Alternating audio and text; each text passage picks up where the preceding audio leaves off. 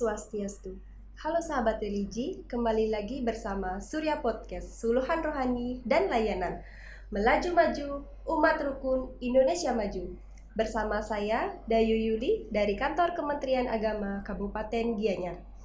Kali ini Surya Podcast telah kedatangan tamu yang pastinya sangat istimewa sekali. Beliau adalah Bapak Anak Agung Gede Krisna Paramita, SPD, MPD. Beliau adalah salah satu generasi muda Hindu dan sekaligus sebagai akademisi di salah satu perguruan tinggi di Bali. Baiklah, langsung saja kita sapa. Om Swastiastu, Bapak. Om Swastiastu, Budayu. Bagaimana kabarnya hari ini, Bapak? Nggih, Astenggara, becik. Semoga sehat selalu dalam situasi pandemi saat ini ya, Pak. Baiklah, sesuai tema kita pada hari ini, Swaguna dan Swadharma generasi muda Hindu dalam restorasi beragama. Apa pengertian dari Swaguna dan Swadharma itu, Bapak? Silakan. Baik, sebelumnya Om Swastiastu, mohon izin buka masker.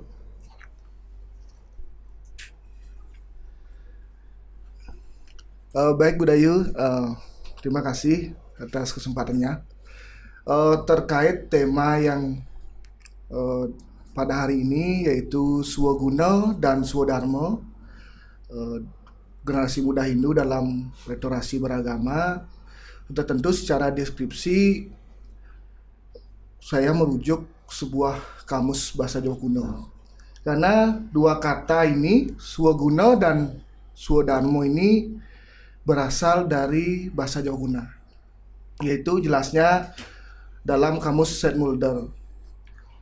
Swaguna yang pertama yaitu berarti sebuah karakter.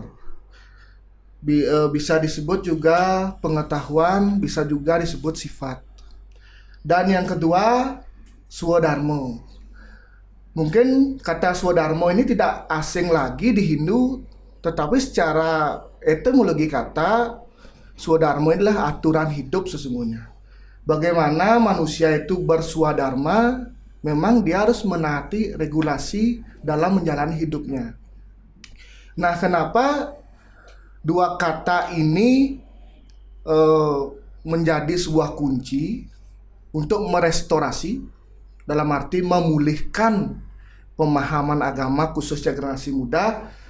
Sudah tentu dalam menjalani kaidah kehidupan generasi muda khususnya harus memiliki aturan hidup dan sifat yang harus menjadi kebiasaan.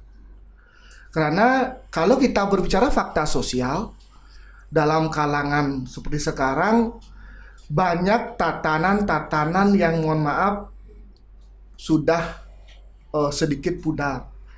Karena generasi muda Hindu memandang hidupnya, menjalani hidupnya, dia lebih mementingkan predikat daripada hakikat gitu. Sebagai contoh sederhana, bagaimana dia menjalani ajaran agama, menurut hemat saya, mereka tidak memahami hal-hal yang apa dia lakukan. Seperti contoh sederhana, mengapa dirimu ke pura? Apa yang kamu cari? Justru dia berkata, oh saya ingin kumpul-kumpul di pura.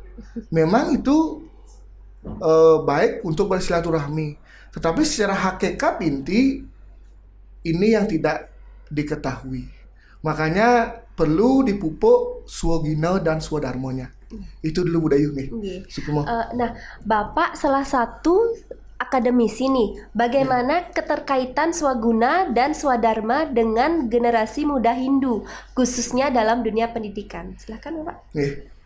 Baik Budayu, kalau kita mengkaji dalam unsur pendidikan, sudah tentu agama itu sangat berperan penting. Sebab kalau kita berkiblat pada Undang-Undang Nomor 20 Tahun 2003 tentang sistem pendidikan, salah satu di sana ada hal bagaimana kita mendeskripsikan pendidikan dengan landasan menjunjung tinggi nilai-nilai agama. Nah, disinilah nilai-nilai agama ini berperan penting, sebab dalam takaran agama manusia itu bisa menjalani rutinitas kehidupannya menjadi pandangan hidup atau etos hidup, karena banyak sekali dalam ajaran agama. Dah terkait di unsur pendidikan, bagaimana sungguhnya merestorasi hal ini, kembali ke haluan pendidikan yang dimana adanya informal, formal, dan non formal. Secara unsur logika, durasi waktu antara informal, formal, dan non formal itu sudah tentu sangat banyak durasinya di non formal.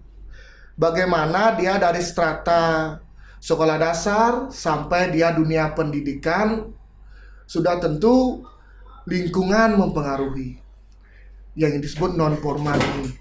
Nah, disinilah perlu bagaimana dia harus memahami hal yang baik dan buruk.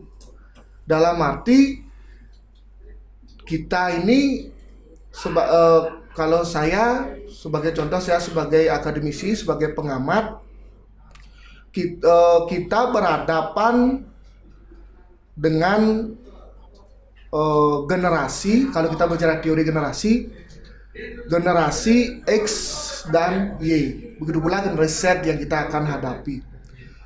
Bagaimana ajaran agama ini agar tersentuh di sana, agar bisa terserap untuk generasi muda.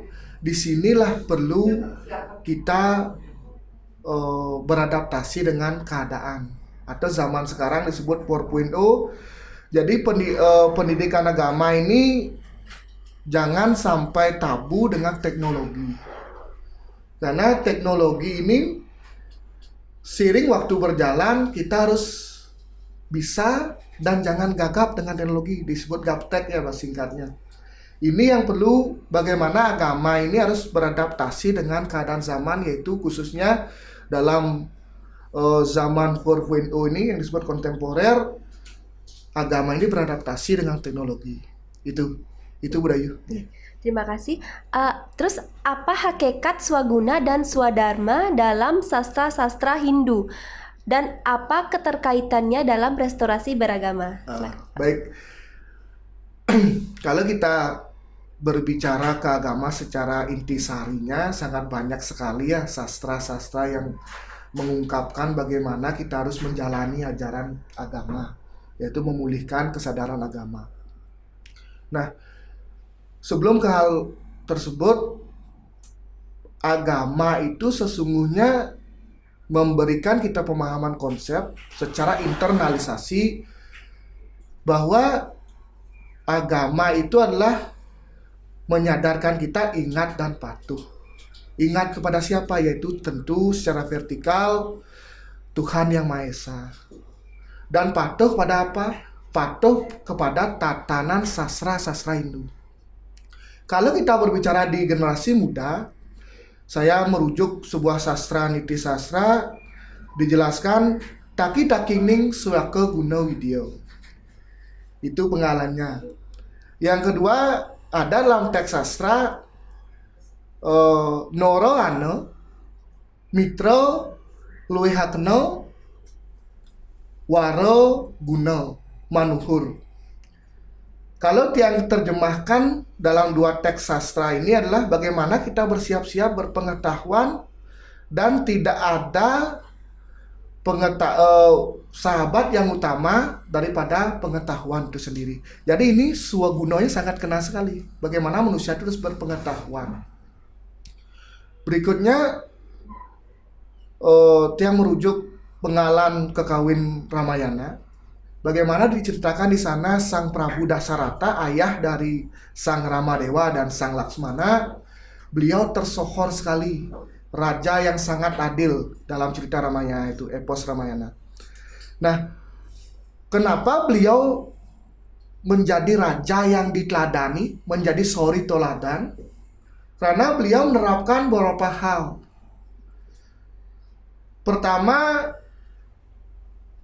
beliau angruh ring wedo. Sang Prabu Dasarata ini walaupun beliau menjadi raja, pemimpin, perlu wajib harus berpengetahuan. Begitu pula kita bercermin kepada generasi muda harus berpengetahuan dalam hidup ini. Karena contohnya, mohon maaf Budayu, orang itu secara fisikal, mohon maaf, kurang. Secara fisik, secara wajah, panca inderanya, mohon maaf. Tetapi secara knowledge, dia memumpuni. Artinya dia berpengetahuan. Jelas, fisikal ini akan ditutupi dengan pengetahuannya. Itu fakta yang berbicara. Makanya perlu angruh ring wedo. Yang kedua, sudah berpengetahuan, perlu manusia ini selalu bersyukur. Bakti ring dewa. Dewa siapa? Dewa Niskalo, Tuhan yang Maha Esa dengan segala manifestasinya.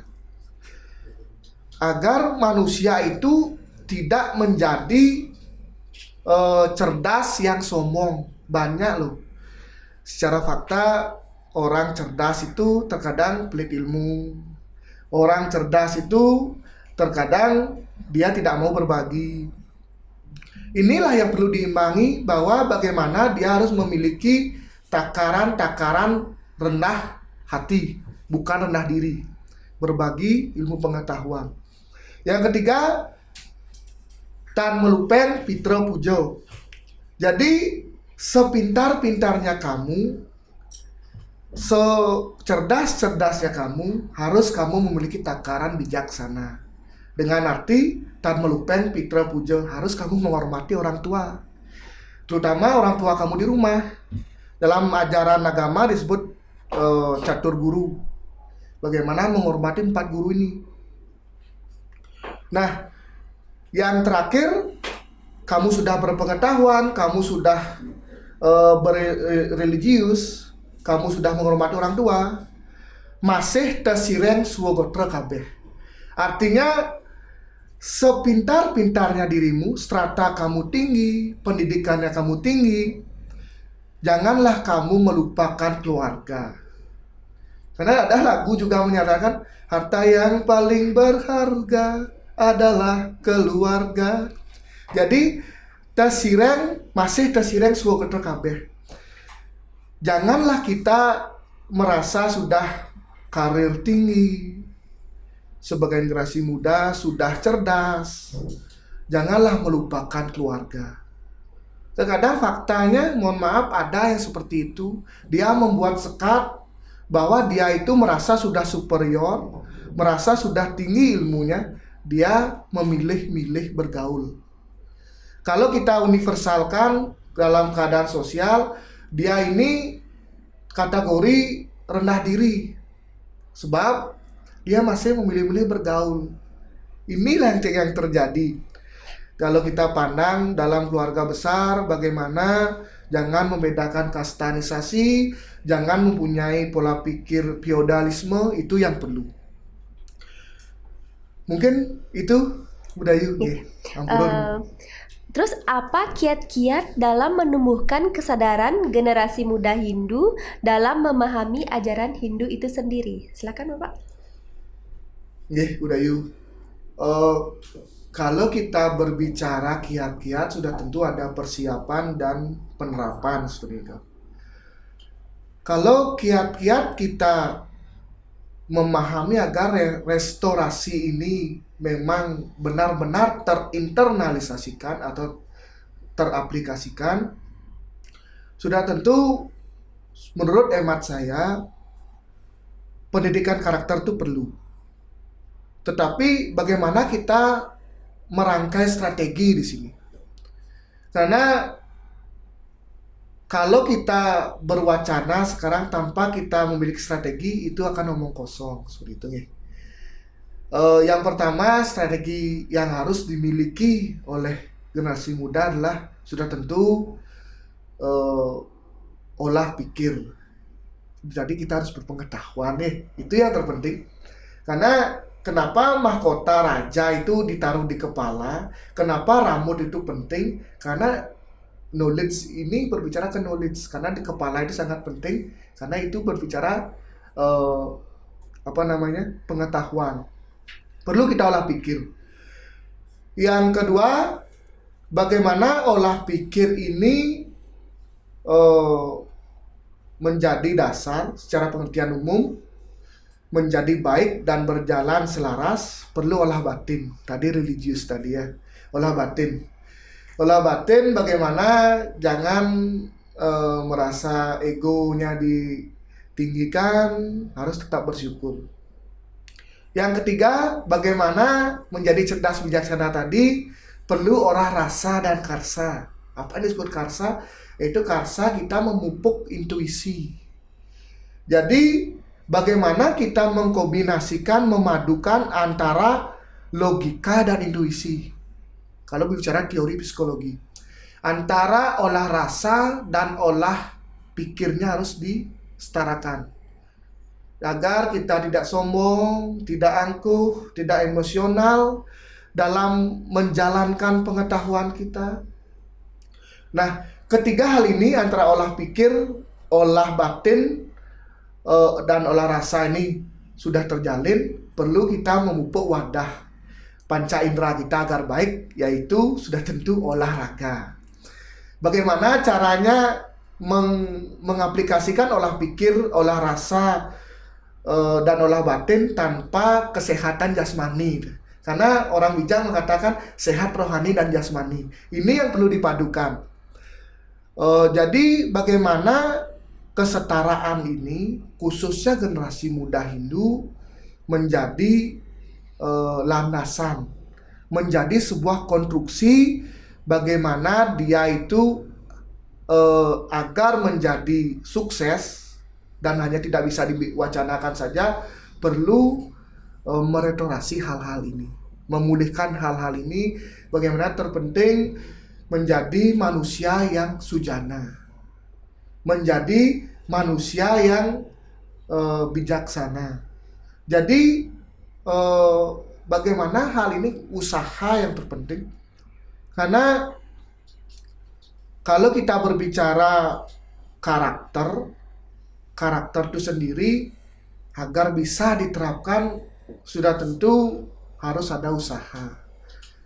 Usaha tidak mengkhianati hasil dan tidak pernah hasil berbohong pada usaha. Itu yang bisa sampaikan. Mohon maaf sebelumnya Bu Deyung. Terima kasih Bapak Agung atas penjelasan yang sangat informatif dan bermanfaat sekali tentunya bagi sahabat Religi. Baiklah sahabat Religi, demikian perbincangan kita kali ini bersama Bapak Agung Gede Krishna Paramita SPD MPD sebagai salah satu generasi muda Hindu dan sekaligus sebagai akademisi di salah satu perguruan tinggi di Bali. Akhir kata kami tutup dengan Parama Santi. Om Santi Santi Santi Om.